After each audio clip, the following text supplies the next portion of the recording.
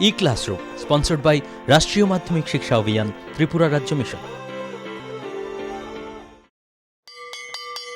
মাধ্যমিক স্তরের শিক্ষার গুণগত মানকে সুনিশ্চিত করার লক্ষ্যে রাষ্ট্রীয় মাধ্যমিক শিক্ষা অভিযান, ত্রিপুরা রাজ্য মিশন কর্মরত মাধ্যমিক স্তরের শিক্ষক ও বিদ্যালয় প্রধানদের প্রশিক্ষণ, বিজ্ঞান শিক্ষণ সামগ্রী প্রদান, ছাত্রীদের আত্মরক্ষামূলক প্রশিক্ষণ, মেধায় পিছিয়ে পড়া ছাত্রছাত্রীদের বিশেষ শিক্ষাদান, প্রতিবন্ধীদের জন্য অনুদান, রাজ্যে কলা উৎসব আয়োজন সহ অন্যান্য কর্মসূচি রূপায়ণ করছে। জানেন কি, বিদ্যালয় ছুট সারা দেশের একটি জ্বলন্ত সমস্যা।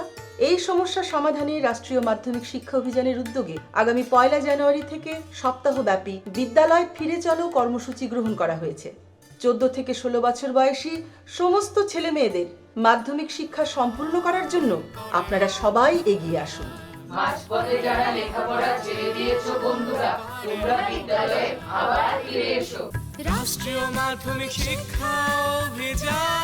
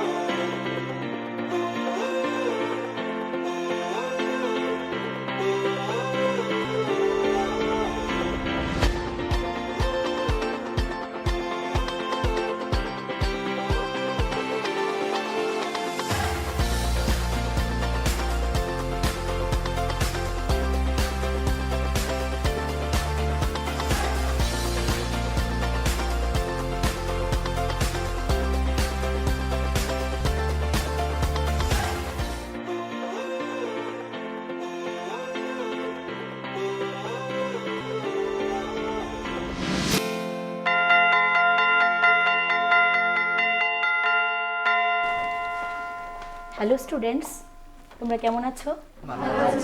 বসো। উৎসব আমাদের খুবই আনন্দ দেয়। বলো তো, বাঙালিদের বড় উৎসব কোনটি? লিপিকা বলো। দুর্গাপূজা। ঠিক বলেছ, বসো। দেবী দুর্গার অনেক নাম আছে আমরা জানি। একটি প্রচলিত নাম কে বলতে পারো? গৌরব বলো। পার্বতী। ঠিক বলেছ, বসো। বলো তো আরেকটি প্রচলিত নাম? অর্পিতা বলো। অন্নপূর্ণা। ঠিক বলেছ। আজ আমি তোমাদের অন্নপূর্ণা ও ঈশ্বরী পাটনি কবিতাটি পড়াবো। কবিতাটি লিখেছেন রায়গুণাকর ভারতচন্দ্র। কবিতাটি অন্নদামঙ্গল কাব্যগ্রন্থের অন্তর্গত।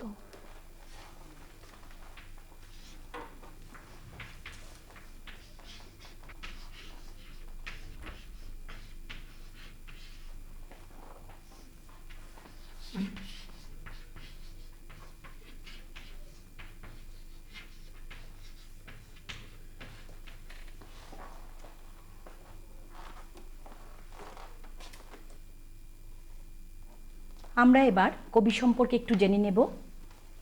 রায়গুণাকর ভারতচন্দ্র 1712 খ্রিস্টাব্দে বর্ধমানের ভুরসুট পরগনার অন্তর্গত পোড়ো বসন্তপুর গ্রামে জন্মগ্রহণ করেন। তার পিতার নাম নরেন্দ্র নারায়ণ। ভারতচন্দ্র মাতুলালয়ে বড় হন। তিনি মহারাজা কৃষ্ণচন্দ্রের সভাকবি ছিলেন। রাজা কৃষ্ণচন্দ্রই তাকে রায়গুণাকর উপাধিতে ভূষিত করেন। মাত্র 48 বছর বয়সে 1760 সালে তিনি মারা যান।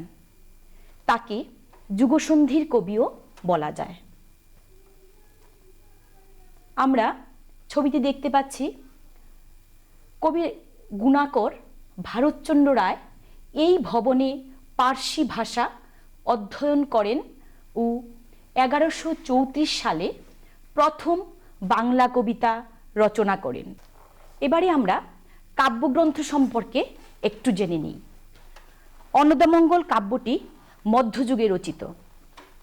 রায়গুণাকর ভারতচন্দ্রই প্রথম কবি যার কাব্যে আধুনিকতার আভাস রয়েছে। মূলত তার কাব্যেই প্রথম মানবত্ব স্বীকৃত। এতকাল বাংলা সাহিত্যে দেবদেবীদের নিয়েই কাব্য রচিত হচ্ছিল। ইউরোপের নবজাগরণের প্রভাবে মানুষকে নিয়েই প্রথম কাব্য রচনা হতে থাকলো।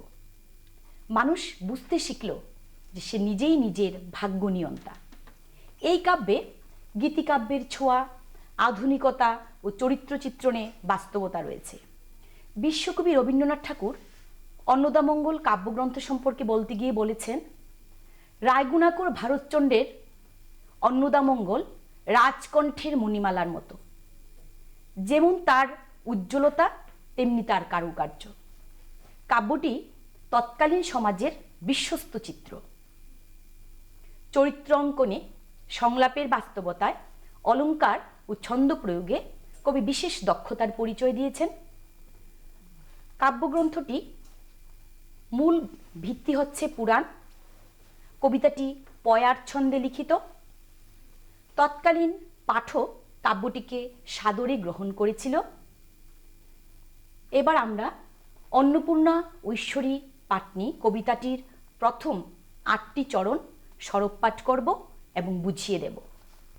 অন্নপূর্ণা উত্তরিলা গাঙ্গিনীর তীরে, পার করো বলিয়া ডাকিল পাটনিরে, সেই ঘাটে খেয়া দে ঈশ্বরী পাটনি, তরায় আনিল নৌকা বামাশ্বর শুনি, ঈশ্বরীরে জিজ্ঞাসিল ঈশ্বরী পাটনি, একা দেখি কুলবধূ কেবট আপনি, পরিচয় না দিলে করিতে নারী পার, ভয় করি কি জানি কে দেবে ফেরফার। এই 8টি চরণের যে অর্থ হবে আমি এখন তোমাদের বুঝিয়ে দিচ্ছি। দেবী অন্নপূর্ণা আদ্যাশক্তি মহামায়ার এক রূপ। তার প্রকাশ কাশীতে। চৈত্র মাসের শুক্লপক্ষের অষ্টমী তিথিতে দেবীর পূজা হয়। দেবী এতদিন তার এক শিষ্য হরিহরের নিবাসে ছিলেন। এবার দেবী ঠিক করেছেন তার অন্য আরেক ভক্ত ভবানন্দ মজুমদারের বাড়িতে যাবেন। এজন্য তিনি গাঙ্গিনীর তীরে উপস্থিত হলেন এবং এসেই পার করো বলে মাঝিকে ডাকলেন। সেই ঘাটে খেয়া পারাপার করে ঈশ্বরী নামক মাঝি। নারী কণ্ঠ শুনে সে তাড়াতাড়ি নৌকা নিয়ে এলো। একা কুলবধূ দেখে সে তার পরিচয় জানতে চাইল এবং সে আরও জানিয়ে দিল যদি পরিচয় না দেয় তাহলে সে পার করতে পারবে না।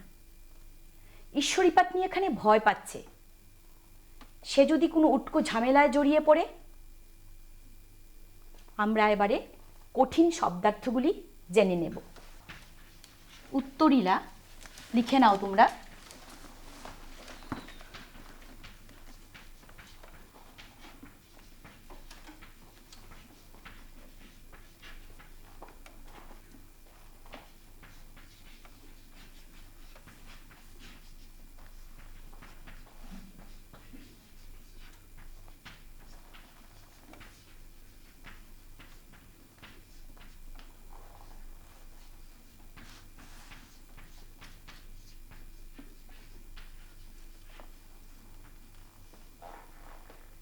উত্তরিলা উপস্থিত হলেন। তরা তাড়াতাড়ি, বামাশ্বর নারী কণ্ঠ, বট হওয়া, ফেরফার ঝামেলা। তোমরা লিখে নিয়েছো? ম্যাম এখানে দুটো ঈশ্বরী কেন? ঠিক আছে, বসো, আমি বলছি। এখানে কবি ভারতচন্দ্র যমক অলঙ্কার ব্যবহার করেছে। অলঙ্কার তোমরা জানো নারী দেহের সৌন্দর্য বাড়ায়, তেমনি কাব্যদেহের সৌন্দর্যবর্ধক অলঙ্কারও রয়েছে। যমক অলঙ্কার হচ্ছে সেই অলঙ্কার একটি বাক্যে একই শব্দ দুবার ব্যবহৃত হয়ে যদি দুটি ভিন্ন অর্থ প্রকাশ করে তবে তাকে যমক অলঙ্কার বলে। এটি একটি প্রকৃষ্ট যমক অলঙ্কারের উদাহরণ। এবার আমি দেখে নেব প্রথম 8টি চরণের কঠিন শব্দার্থগুলো তোমরা কতটুকু শিখতে পেরেছ। বামাশ্বর কথাটির অর্থ কে বলতে পারো? সঙ্গীতা বলো। নারী কণ্ঠস্বর। ঠিক বলেছ, বসো। উত্তরিলা শব্দের অর্থ কে বলতে পারো? কিশোর বলো। উপস্থিত হলেন। ঠিক বলেছ, বসো। ফেরফার কথার অর্থ কে বলতে পারো? গৌরব বলো। ঝামেলা। ঠিক বলেছ। এই 8টি চরণের যে শব্দার্থগুলো তোমরা ভালো করে জেনে নিলে, এবারে আমরা পরবর্তী 6টি চরণ পর্ব এবং বুঝে নেব। ঈশ্বরীরে পরিচয় করেন ঈশ্বরী, বুঝহ ঈশ্বরী আমি পরিচয় করি। বিশেষণে সবিশেষ কহিবারে পারি, জানহ স্বামীর নাম নাহি ধরে নারী। গোত্রের প্রধান পিতা মুখবংশজাত, পরম কুলীন স্বামী বন্দবংশ খ্যাত। আমরা এই 6টি চরণের অর্থ ভালো করে বুঝে নেব। ঈশ্বরী পাটনি কাছে অন্নপূর্ণা নিজের পরিচয় দিচ্ছেন। পরিচয় দানকালে মনে হবে তিনি নিন্দা করছেন, আসলে তিনি নিন্দাচ্ছলে প্রশংসাই করছেন। কবি ভারতচন্দ্র এখানে আরেকটি অলংকার ব্যবহার করেছেন, যাকে বলে বেজস্তুতি অলংকার। বেজস্তুতি অলংকার হলো নিন্দাচ্ছলে প্রশংসা। দেবী অন্নপূর্ণা বলেছেন তিনি নিজের সম্পর্কে অনেক বিশেষণ বলতে পারেন। তোমরা বাংলা ব্যাকরণে বিশেষণ পদ পড়েছ। বিশেষণ কি সেটি কে বলতে পারো? অর্পিতা বলো। বিশেষ্যের দুষ্গুণ অবস্থা সংখ্যাকে বোঝায়। ঠিক বলেছ, বসো। বিশেষণের একটি উদাহরণ কে দিতে পারবে? গৌরব বলো। ভালো। ঠিক বলেছ, বসো। হিন্দু রীতি অনুযায়ী স্ত্রীরা সাধারণত স্বামীর নাম মুখে আনেন না। এখানে অন্নপূর্ণাও তার স্বামীর নাম মুখে আনবেন না। তার গোত্রের বা বংশের প্রধান হচ্ছেন পিতা, তিনি মুখোপাধ্যায় বংশের, এবং তার স্বামীও শ্রেষ্ঠ কুলীন বন্দ্যোপাধ্যায় বংশের। তোমরা ইতিহাসে কৌলিন্য প্রথা শুনেছ। কৌলিন্য প্রথা কে প্রবর্তন করেন বলো তো? অর্পিতা বলো। বল্লাল সেন। ঠিক বলেছ, বসো। আমার ভালো লেগেছে, তোমরা ইতিহাসের প্রশ্নোত্তরটিও সুন্দরভাবে করতে পারলে। এখানে ঈশ্বরী পাটনি গ্রাম বাংলার সহজ সরল মানুষ, সে লেখাপড়া জানে না।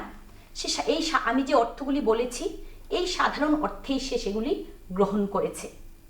কিন্তু অন্নপূর্ণা এখানে বোঝাতে চেয়েছেন তার গোত্র বা গোত্র প্রবর্তক ঋষি ভরদ্বাজ, কশ্যপ এদের কথা, এবং মুখ মানে প্রধান, তার পিতা হচ্ছেন প্রধান, এবং তার স্বামী দেবাদিদেব মহাদেব সম্পর্কে বলেছেন তিনি শ্রেষ্ঠ কুলীন, অর্থাৎ তিনি পৃথিবীতে লীন থাকেন, এবং তিনি বন্দ অর্থাৎ বন্দনীয়। দেবাদিদেব মহাদেবকে আমরা সবাই বন্দনা করি। এখানে অন্নপূর্ণা এই অর্থেই ব্যবহার করেছেন। আমরা এবারে কঠিন শব্দার্থগুলি জেনে নেব, তোমরা লিখে নাও। পুষ্টিকর খাদ্য এবং শিক্ষা আমাদের নিতান্ত প্রয়োজনীয় জিনিস। আপনি কি জানেন বর্তমানে ত্রিপুরায় বিদ্যালয় শিক্ষা দপ্তরের অধীনে মধ্যাহ্ন আহার প্রকল্পের উদ্যোগে সবকটি বিদ্যালয়ে সবজি বাগান গড়ে তোলা হচ্ছে। ছাত্রছাত্রীদের পুষ্টিকর খাদ্য প্রদান করার লক্ষ্যে সেই বাগানে উৎপাদিত সার এবং কীটনাশকবিহীন সবজি প্রথম থেকে অষ্টম শ্রেণীর শিক্ষার্থীদের মিড ডে মিলে ব্যবহার করা হয়। চলুন শিক্ষার্থীদের স্বাস্থ্যকর এবং নির্ভেজাল খাদ্য প্রদান ও সুস্থ সমাজ গড়ার লক্ষ্যে আমরা সবাই এগিয়ে আসি এবং প্রত্যেকটি বিদ্যালয়ে সবজি বাগান গড়ে তুলতে বিদ্যালয় কর্তৃপক্ষকে সাহায্য করি।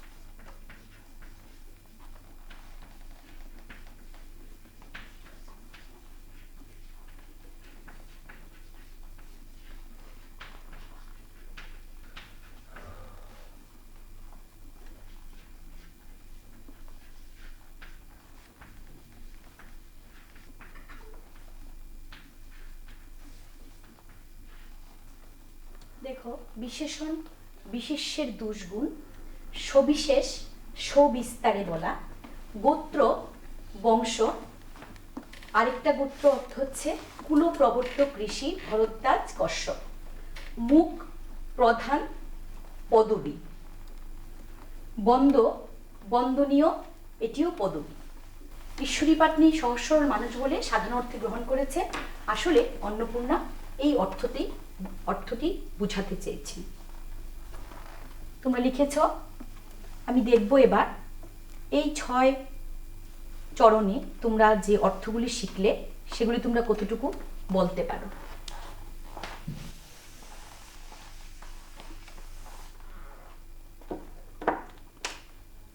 বেজস্তুতি অলঙ্কার কে বলতে পারো?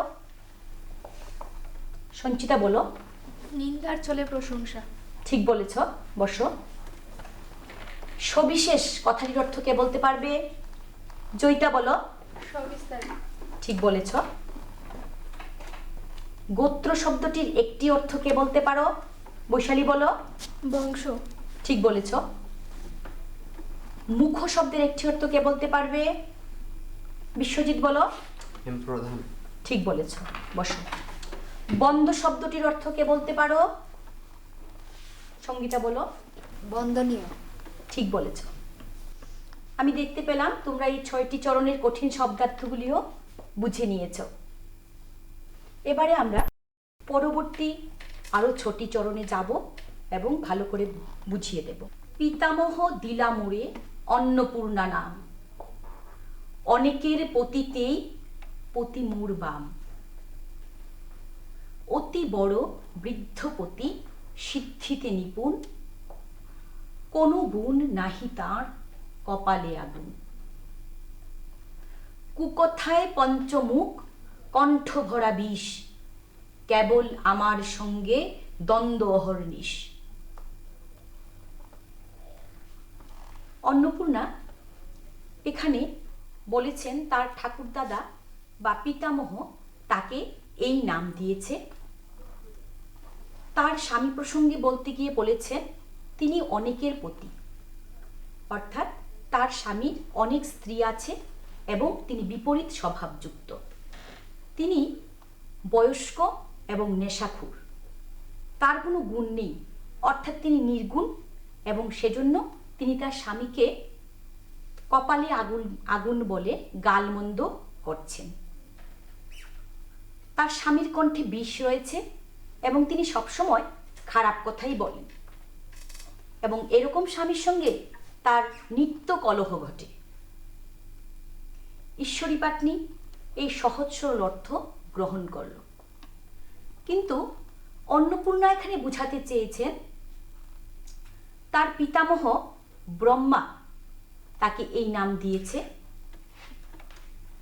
তার পতি মহাদেব, সমস্ত ভক্ত নারীরাই মহাদেবকে পতিরূপে পেতে চায় এবং অন্নপূর্ণা মহাদেবের বাঁ দিকে অবস্থান করেন। তিনি আদি দেবতা মহাদেব, তাই তাকে বড় বলা হয়েছে, এবং তিনি অনিমা লঘিমা এসব শক্তিতে সিদ্ধ পুরুষ। আবার ভক্তকে তিনি সিদ্ধিও দান করেন। তার কোনো গুণ নেই, তিনি ত্রিগুণের অতীত। ত্রিগুণ হল সত্য, রজ, তম। মহাদেব এইসব গুণের অতীত। মহাদেবের তৃতীয় নয়ন থেকে অগ্নি বিচ্ছুরিত হয়, তাই তার কপালে আগুন বলা হয়েছে। কুশব্দটির খারাপ ছাড়াও আরেকটি অর্থ হয়, সেটি হচ্ছে পৃথিবী। দেবাদিদেব মহাদেব পৃথিবীকে খুবই ভালোবাসেন। তিনি পঞ্চমুখে পৃথিবীর কথা বলেন। কণ্ঠভরা বিষ কথাটির অর্থ তোমরা হয়তো জানো। সমুদ্র মন্থনের সময় একদিকে অমৃত আরেকদিকে বিষ উঠছিল। দেবাদিদেব মহাদেব সেই বিষ তার কণ্ঠে ধারণ করেছেন এবং তিনি নীলকণ্ঠ হয়েছেন। এজন্য মহাদেবের আরেকটি নাম নীলকণ্ঠ। দ্বন্দ্ব শব্দের অর্থ কলহ যেরকম হয়, তেমনি আরেকটি অর্থ হচ্ছে মিলন। দেবী অন্নপূর্ণা এখানে তার হরগৌরীর মিলনের কথা বলেছেন। হরগৌলের মিলন শাশ্বত চিরন্তন, এই বন্ধন অচ্ছেদ্য। তাদের এই মিলনের ফলেই জগতে কল্যাণ ও স্থিতি অটুট থাকে। আমরা কবিতাটির আসল অর্থ ভালো করে বুঝে নিলাম। এবার কঠিন শব্দার্থগুলি তোমাদের লিখে দেব।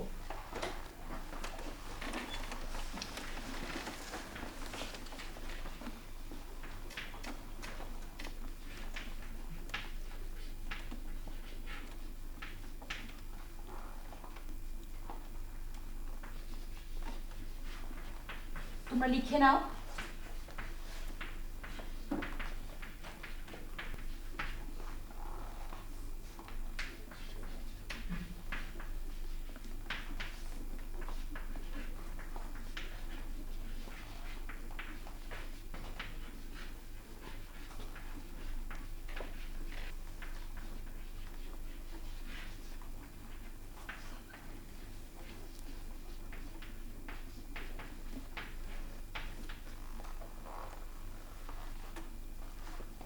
তোমরা লিখো পিতামহ অর্থ ঠাকুর দাদা, এখানে ব্রহ্মা।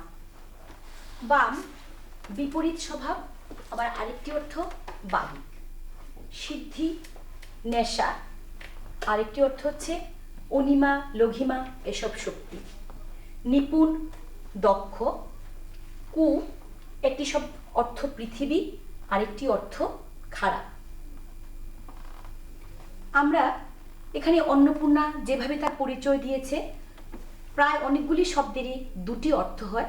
তোমরা দুটি অর্থ ভালো করে বুঝে নিয়েছো তো? ভালো করে দেখো।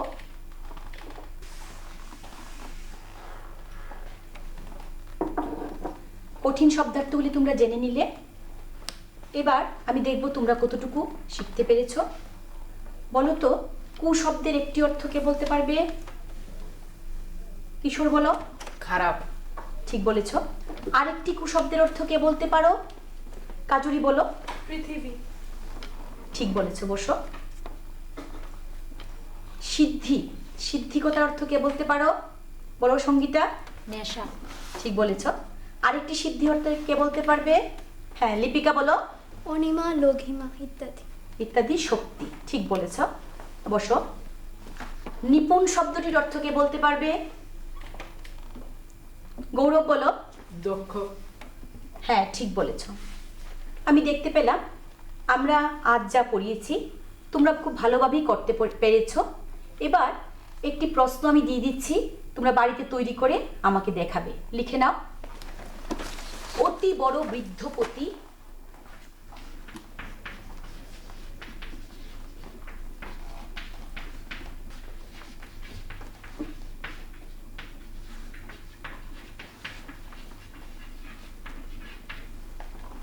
অতি বড় বৃদ্ধপতি সিদ্ধিতে নিপুণ, কোনো গুণ নাহি তার কপালে আগুন। প্রথম প্রশ্ন, কে কাকে একথা বলেছেন?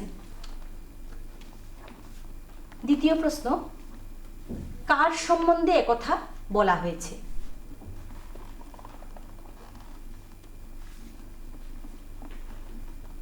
বিশেষণটির অর্থ বুঝিয়ে দাও।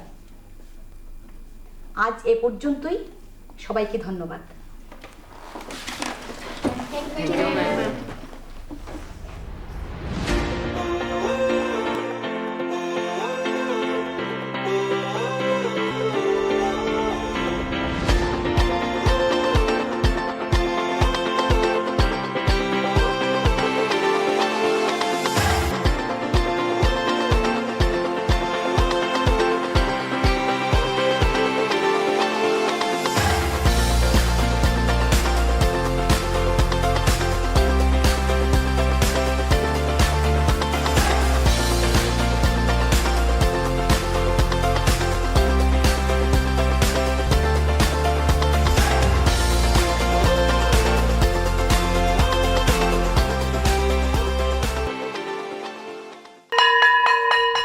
ড্রপ আউটের ঘুচিয়ে ক্ষত, স্কুলে পড়ুয়ার বাড়ছে ভিড়। সর্বশিক্ষা মিড ডে মিলে স্কুল সকলের আশার নীড়। রাজ্যের 6 থেকে 14 বছরের সব শিশুদের বিদ্যালয়ের আঙিনায় এনে তাদের বুনিয়াদী শিক্ষা সুনিশ্চিত করতে সর্বশিক্ষা অভিযান বদ্ধপরিকর। তাদের শিক্ষার সুবিধার জন্য রয়েছে বিনামূল্যে পাঠ্য বই, বিদ্যালয়ের পোশাক, উন্নত মানের পড়াশোনা, স্বাস্থ্যসম্মত শৌচাগার, বিশুদ্ধ পানীয় জল, পুষ্টিকর মধ্যাহ্ন আহার, খেলাধুলার ব্যবস্থা এবং আরও অনেক কিছু। হ্যাঁ, তাই দেরি না করে আজই আপনার এলাকার সব শিশুদের নিকটবর্তী সরকারি বিদ্যালয়ে ভর্তি হতে উৎসাহিত করুন। E-Classroom was sponsored by রাষ্ট্রীয় মাধ্যমিক শিক্ষা অভিযান, ত্রিপুরা রাজ্য মিশন। এবার দেখো, তিনি এখানে খুব সুন্দরভাবে সিমিলির ব্যবহার করেছেন। এখন তোমাদের মনে প্রশ্ন আসতে পারে, হোয়াট ইজ সিমিলি, তাই তো? Simile is a comparison of two unlike things using as or like. See, the poetess uses simile in soul deep in visions that poppy like sprang